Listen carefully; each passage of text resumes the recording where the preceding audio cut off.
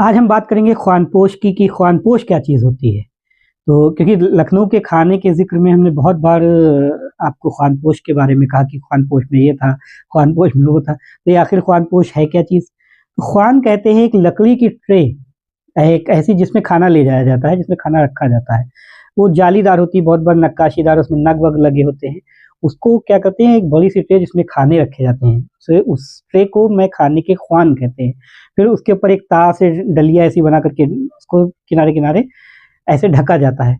उसके ऊपर एक वो कपड़ा और उसके ऊपर से एक रंगीन कपड़ा डाला जाता है जो मलमल का होता था, जो जिसमें बहुत सा काम बना होता।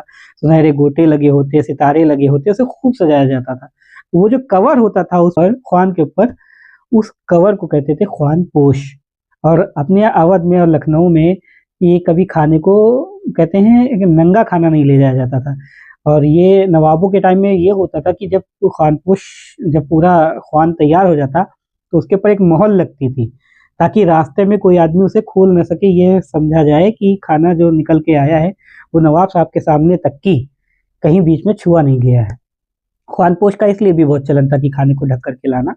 और फिर वो क्या हुआ, हमारे यहाँ अवध में और लखनऊ में सब जगह पे घरानों में भी पहुँच गया, घरों में भी। तो हमारे यहाँ भी खाने की जो ट्रे जाती है जिसमें खाना रख कर के जाता है, उसको एक कवर से ढक दिया जाता है। बहुत जगह वो मखमल का होता है, मलमल का होता है, बहुत जगह उसमें काम होता है, ज़रबख्त का काम होता है, कई जगह उसमें लचके गोटे लगे होते हैं। लेकिन अवध में एक और चीज़ हुई, ये मुगल सल्तनत से भी आया हो, मुगल में भी खाना हमेशा ढक कर के जाता था। लेकिन अवध में एक सबसे अच्छा काम हुआ कि इन्होंने बिल्कुल कच्चे धागे से, जो सूती धागा होता है, उससे इन्होंने एक कुरेशिया एक चीज़ होती है, उससे बना-बना करके एक ऐसे ख्वानपोश बनाए सफ़ेद रंग के धागों से बने, बड़े खूबसूरत लगते थे और वो अवध के घर-घर में थे। भी थे जिनके यहाँ ख्वानपोश ना हो तो ये बड़ा हैरत होती थी कि बताओ इनके यहाँ ख्वानपोश नहीं है, इनके यहाँ खाना बिना ख्वानपोश के आ गया। तो अवध के और हमारे लखनऊ के बहुत पुराने घरों की सबकी पहचान है, सबके यहाँ ख्वान होता है और ख्वानपोश होते हैं।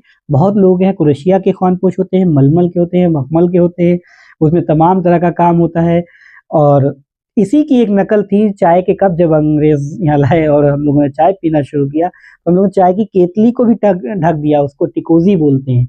और एक कवर से केतली को ढक देना, चाय के बर्तन को ढक देना, मतलब पूरा बर्तन, पूरा खान-पान जो ढका जाए, चाय वाला कहो तो टिकोज़ी, और जो हमारा खाना ढका जाए उस सबको कहते हैं ख्वानपोश।